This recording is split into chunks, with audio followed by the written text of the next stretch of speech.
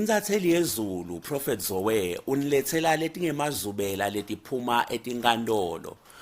Kuthiwa Pastor Bongi Phiri uhantlateke phasi hantla embi kwenkantolo emva kwekuthi inkantolo imlahlele sigwebo sa 5 years no fine ejele kulandzela ukuthi alahle licala lekungaphathi kahle lithokati lelingakavuthwa ngekuthi Phiri lo beka transporta lelithokati wase lo mthondvo uyakhawukela sewuyabheluta kuPhiri uthi Belu, Belu, Belu sewuyafuna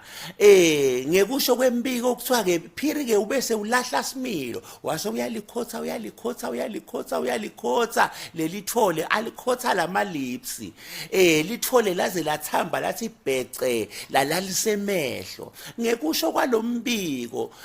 bese kududane kakhulu ukuthi Phiri alifafabule kanti ngakulonye ihlangothi manje fikile enhlabathi uyaleti ingomati ukuthi tingabowalwela emadvodza ngoba imisipha minyenti la ngaphandle futhi umjolo umnanzi kakhulu